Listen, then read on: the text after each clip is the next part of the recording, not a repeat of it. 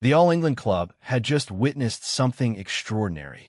A 21-year-old from Quezon City, a country with no real tennis tradition, had walked on a center court and done the unthinkable. She had dismantled the defending champion, Iga Swiatek, in straight sets. 7-6, 6-2. The crowd was on its feet. The tennis world was in shock. And then, from a most unexpected source, came a message that would send shockwaves through the sport. Billie Jean King. 12 Grand Slam singles titles. 39 Grand Slam titles overall. The woman who had fought for gender equality in sports, who had beaten Bobby Riggs in the battle of the sexes, who had spent her entire life championing the cause of women's tennis. She had been watching, and she had something to say. "I've been watching her for a few years now," King said during the BBC's Wimbledon coverage. Her concentration. Today, she was so poised. The tennis world leaned forward. Here was a legend, one of the greatest champions in the history of the sport, delivering her verdict on the young Filipina sensation. But King wasn't done. She went on to reveal the details of a conversation she had with Eala earlier in the day. "We had a great chat because we both grew up with our brothers, and I had a younger brother who played 12 years of professional baseball, and she's such close friends with her brother. And that's what it was for me too. So we kind of hit it off there," King said. And we talked about her grandfather a little bit. The conversation was warm, personal, and revealing. But it was what King said next that would capture the attention of the tennis world. She praised Eala's groundedness, her gratitude, her remarkable poise for someone so young.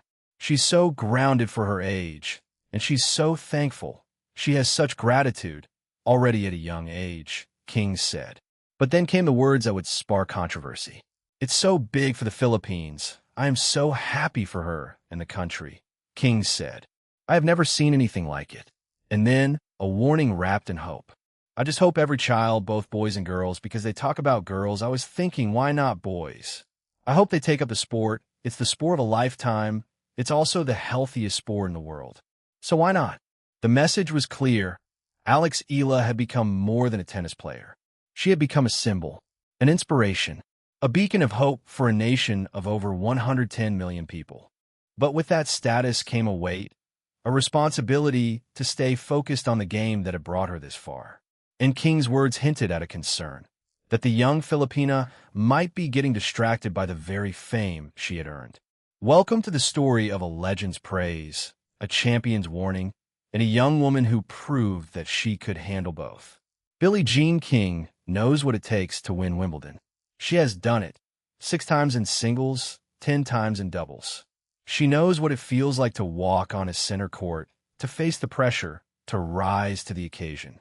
She knows the weight of expectation, the glare of the spotlight, the demands of being the face of a sport. But when she looks at Alex Eala, she sees something different. She sees a player who carries a weight that even she cannot fully comprehend, and a player who is transforming the sport in ways no one could have predicted. King has been watching Eala's rise closely. She saw the young Filipina's breakthrough at the Miami Open, where Eala stunned the tennis world. She watched as Eala took down Grand Slam champions and climbed the rankings. She witnessed Eala's historic run at Wimbledon, where the Filipina defeated the defending champion on center court. And when Eala achieved that victory, King was among the first to congratulate her. What treat to spend some time with Alex Eala, fresh off her historic win at Wimbledon today, King wrote on Instagram. She is the first Filipino to reach the round of 16. Such an inspiration for kids in the Philippines and all over the world. Keep going for it, Alex. It was a simple message, but its impact was profound. Eala had grown up hearing about King's legacy. She knew about the battle of the sexes, about King's fight for equality, about her role in shaping the sport that Eala now dominated. Now, her idol was acknowledging her in the most public way possible. But King's praise was not just about Eala's tennis ability. It was about her impact, about what she represents, about the phenomenon that no one could have predicted. What King was referring to was the unprecedented support that Eala has generated. The Filipina sensation has become a symbol, a source of pride for a nation of over 110 million people. a gathering point for the Filipino diaspora scattered across the globe. "We had a great chat," King said. "She's so grounded for her age, and she's so thankful. She has such gratitude, already at a young age." But King also saw the challenges ahead. She knew that fame could be a double-edged sword. She knew that the weight of expectation could crush even the most talented players. "It's so big for the Philippines. I'm so happy for her and the country," King said. "I have never seen anything like it." The warning was subtle, but it was there, a reminder to stay focused, to keep working, to never lose sight of what had brought her to this moment. To understand why King's words carried so much weight, you have to understand the phenomenon that Alex Eala had become. It was not just that she was a good tennis player. It was something far bigger, far more profound. Eala had become a symbol. She had become a source of pride for a nation of over 110 million people.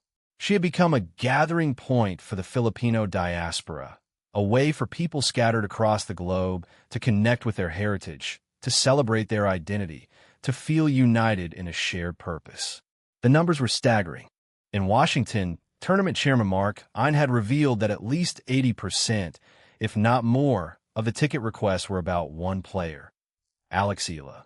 In Toronto, the phenomenon reached new heights. Tournament director Carl Hale revealed that Eala had generated upwards of 5,000 ticket sales, making the 2,800-seat grandstand court too small for her appearance.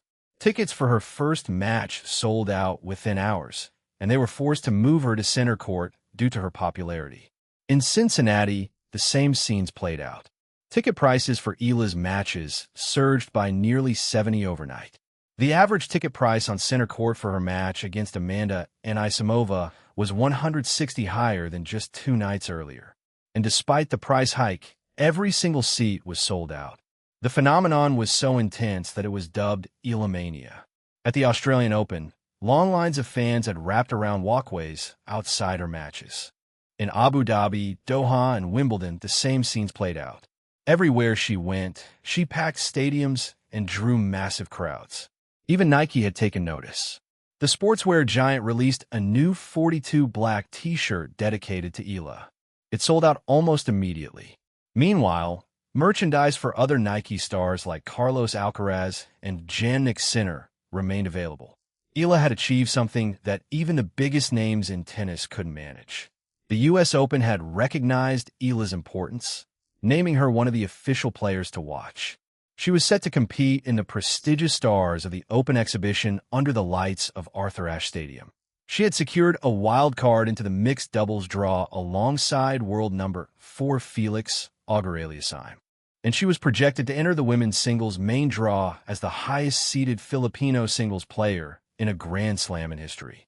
But with all that attention came a question. Could Eala stay focused on what mattered most? King's comments about Eala were not just praise. They were also a warning. "It's so big for the Philippines. I'm so happy for her and the country," King said. "I have never seen anything like it."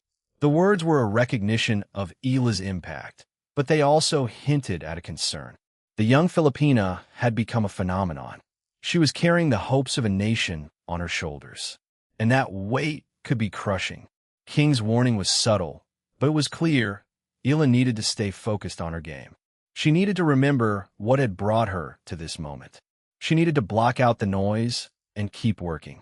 I just hope every child, both boys and girls, because they talk about girls, I was thinking, why not boys? I hope they take up the sport.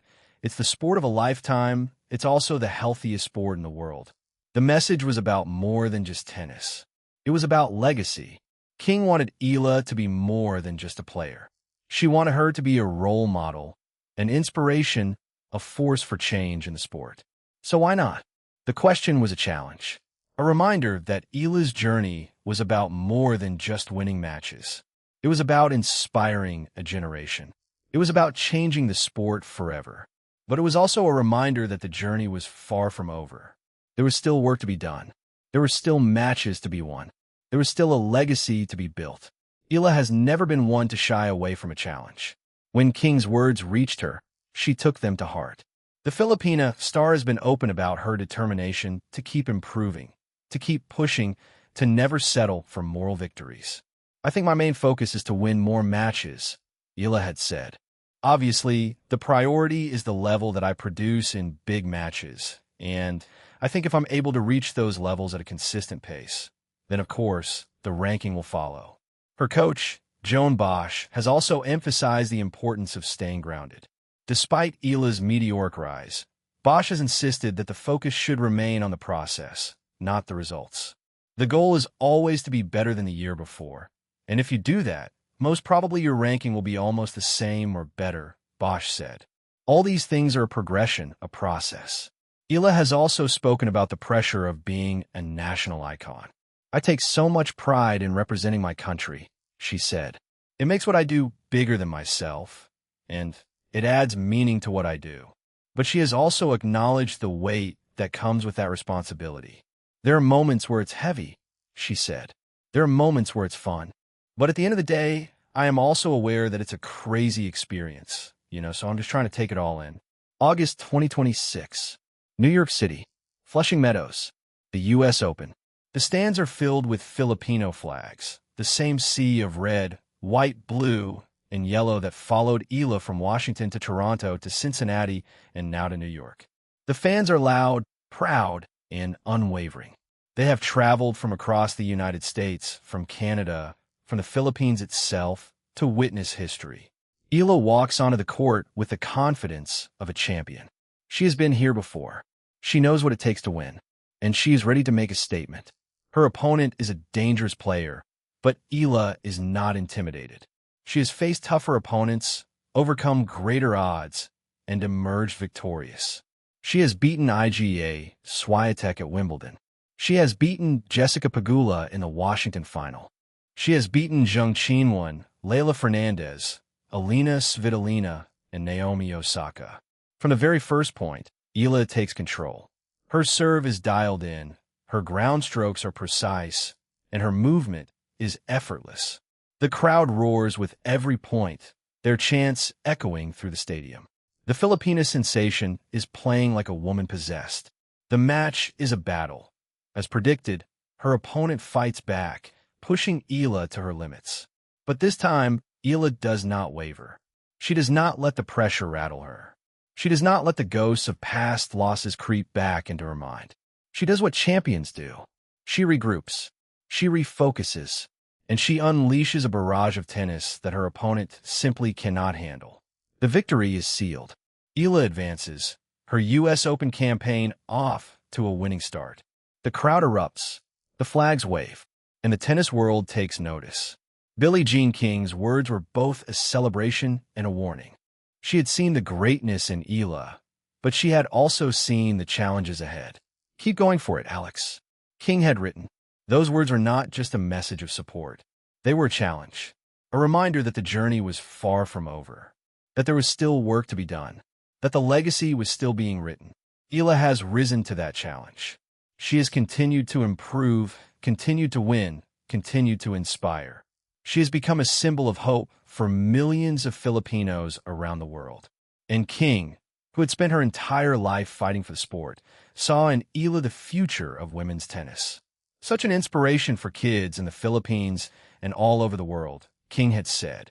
The message was clear. Eala had become more than a tennis player. She had become a movement. And with that came a responsibility to stay focused, to keep working, to never lose sight of what mattered most. From the cracked courts of Quezon City, where tennis was a luxury, to the center courts of New York, where she had become the biggest draw in women's tennis, Alexandra Eala had proven that champions don't just win matches. They change the sport forever. And Billie Jean King, the legend who had called her an inspiration, knew it all along. From the cracked courts of Quezon City to the center courts of New York, where she had become the biggest draw in women's tennis, Alexandra Eala had proven that champions don't just win matches. They change the sport forever. And Billie Jean King, the 12-time Grand Slam champion who had called her an inspiration, knew it all along. "Keep going for it, Alex," King had written. And she was right. The tennis world was stunned. But Alex Eala was just getting started.